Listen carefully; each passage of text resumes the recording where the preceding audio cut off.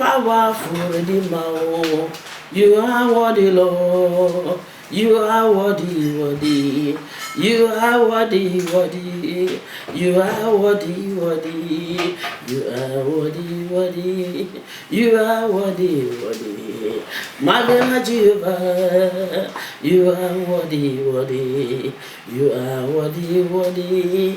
Ancient of the day, miracle worker. You are worthy, my King. You are worthy, Lord. You are worthy, Lord. You are worthy, Lord. You are worthy, Lord. You are worthy, Lord. You are worthy, Lord. You are worthy, worthy. You are worthy, worthy. You are worthy, worthy. You are worthy, worthy. You are worthy, worthy. You are worthy, worthy. You are worthy, Lord. Hallelujah. Yes, I told you that I will come on your way today by the special grace of God. I'm here. I just want you to sit down, invite your friends, and please don't forget to share this, oh God. Don't forget to share it. And as you do it, God will bless you. So bring your Bible, call your friends, sit down. Let's just look into the Bible. I always used to say that it's a word of encouragement, a word that will give you strength, that when you're weak, and there's many chapters in the Bible that will make you to have strength, and that will make you to still have faith in the Lord and trust Him, because He's a living God. There's no how He will abandon His children. It's not possible. Have it in your mind that God will serve, will never fail you. Hallelujah. So let us read. I want to tell you concerning your destiny, concerning your future, what God called you for to do. I want to tell you today that no power will stop you. God have already called you out. You are here in this world for assignment, and you will finish your assignment. Nobody will stop your assignment. It's not possible. Satan cannot finish your assignment, cannot stop your assignment. Your assignment here on this planet Earth must be finished. I'm telling you the truth. They cannot stop you. You are here in this world on assignment. Hallelujah. Hallelujah. You are here on assignment. So let's look into the book of life, word of encouragement.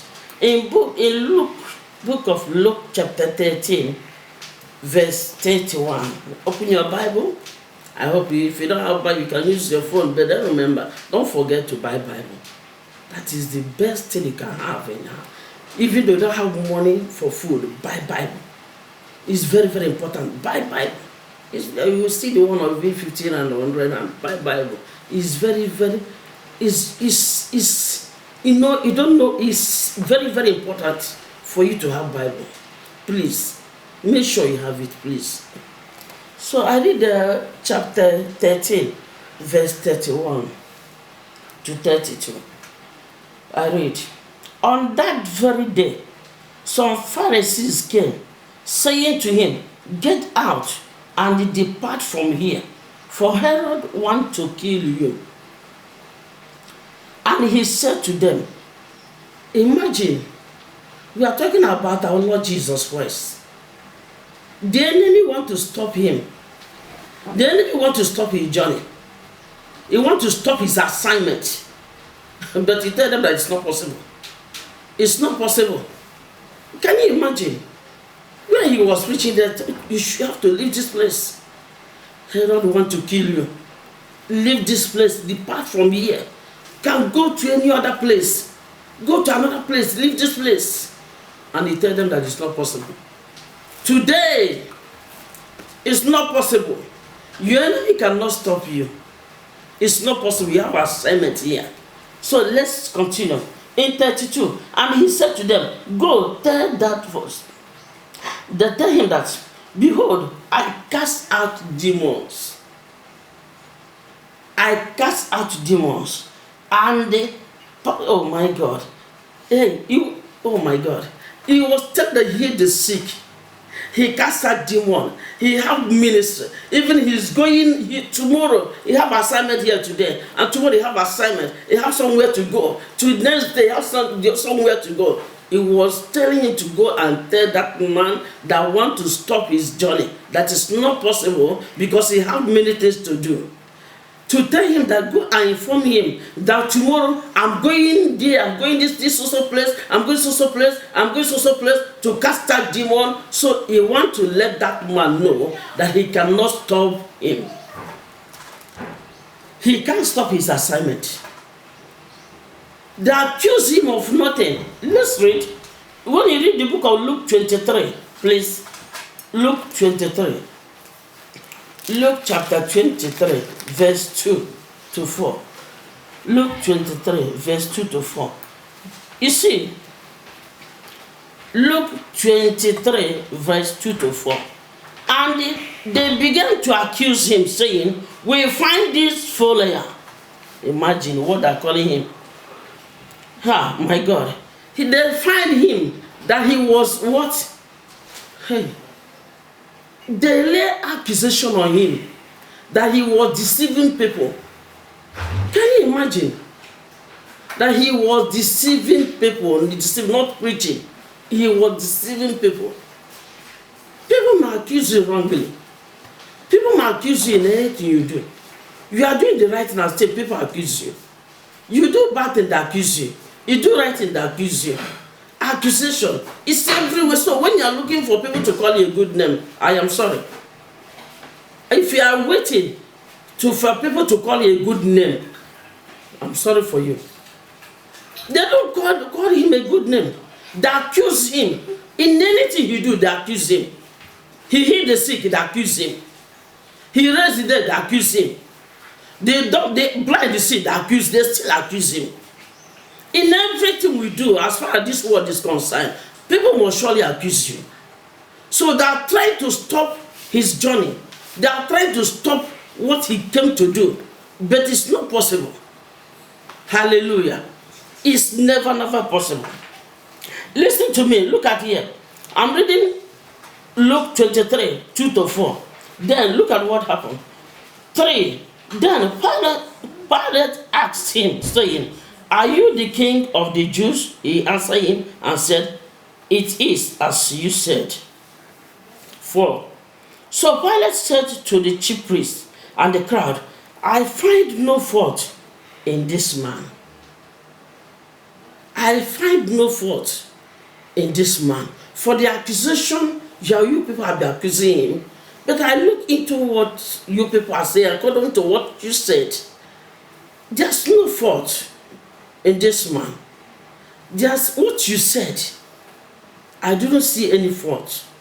I do not see what he committed that will lead him to kill him. I do not see any fault. There's no fault I find. My dear, they cannot stop your journey. They try to stop Jesus, but it's not possible. They try every possible means to stop him, but it's not possible. But I want to show you something now. In the book of Matthew chapter 2, I want to tell you chapter 2, from verse 1 to 3. You can see what happened. Please open your Bible, book of Matthew chapter 3. Matthew chapter 2, sorry. Matthew chapter 2.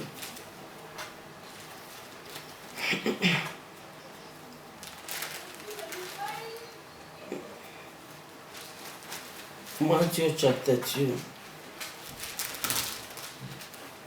Hallelujah. Matthew chapter 2. Look at what happened. Are you there? Matthew chapter 2, verse 1 to 3.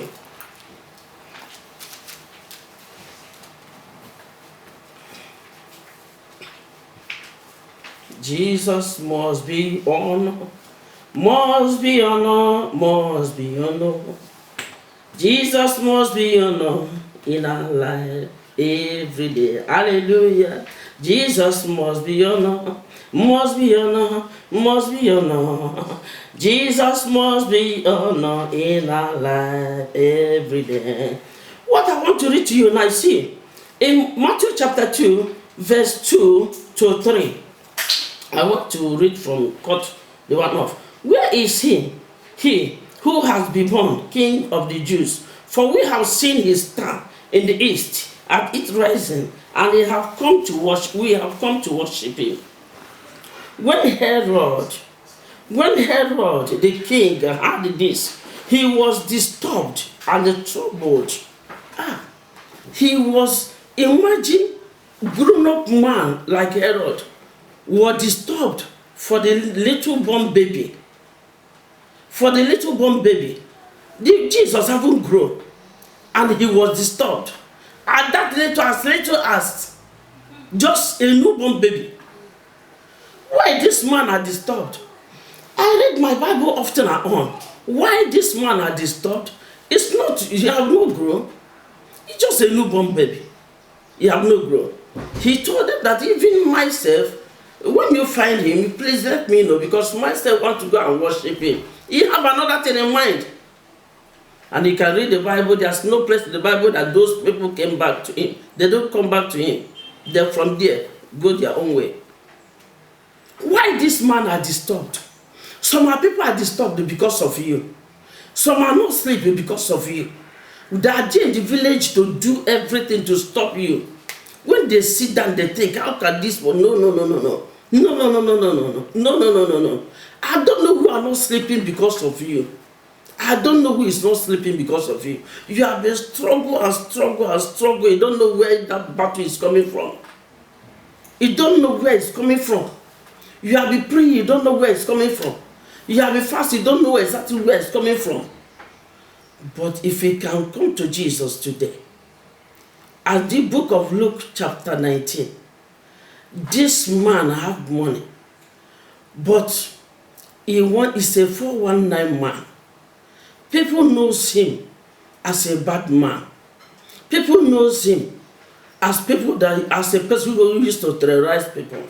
People knows him as a person who used to seize some things of people. People knows him. They used to sit on somebody's people or somebody's money. People knows him as a hijacker. People knows him as evil man. People knows him that this man is not a good man. You're supposed to understand what I'm talking about. Then if he's a man, it's very bad in your city or in your village. You know, anytime you go to meeting and find such man there, you'll be scared to be around for that man to be there, that you don't need to be there. But when day came, this man decided to look for Jesus. He decided to look for Jesus. Can we open it? Luke chapter 19. He decided to look for Jesus. Chapter 19, from verse 1.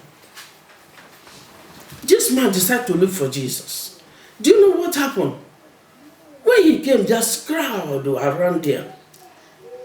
Then he turned the other way. You know that Jesus is going to follow that way. He followed that way and came and climbed the tree. One is very short. He don't look at his stature. He don't say, no, people are there, I'm very short, let me just go away from here. No, he didn't do that. He don't say, crowd are here, they cover me. He don't even look at the crowd. What do you know what he did? He turned and climbed the tree, sycamore tree. As he climbed the tree, and Jesus saw him and said, come down from the tree. I will be your house. When you read the verse 7, you see what happened. People accuse Jesus of why Jesus go to this sinner house. This man is a wicked sinner. He's a sinner. And also, why should Jesus eat with this man? Why? They start accusing him because he went to a sinner's house. Today, if you can make up your mind, if you can change, just make up your mind. You are in trouble. But make up your mind to come to him. I know you are worried. You have been worried about this, about that. You have been worried about even the virus. You have been worried about what you eat. You have been worried about the connection you have. You have been worried about your business. But my dear, if you can just come back to God today, just come back to him. come back to as this man come back to him. This man decided to go, no, let me just go back to him. Let me look for Jesus. This man looked for Jesus. Jesus didn't look for him. He looked for Jesus. Jesus see how serious this man is. By climbing a tree, he climbed a tree because he want to see Jesus. And that is why he climbed a tree. And Jesus said, come down. If you can do that, look for him today. He will settle your problem. Look for him today. He will transform your life. He will give your life a meaning. Stop worrying. All these things you are worried. He cannot help if you sit down and count this and count that. What you do, just turn around. Just go to him. In case if you are with him, you are in him before. You have received Jesus as your own personal Lord and Savior, and things are not getting better. I want you to still trust him. He will not fail you. Just still trust him. Whatever you are doing, make sure that you are doing the right thing. Make sure that there's a space for him in your life. Don't change where God's supposed to be in your life. Don't ever change it as Solomon did. Solomon changed the position of God in his life. Why? Because he married a woman that God told him not to marry, that worship idol. That worship idol. And God warned him, you should not marry such a woman. If you can give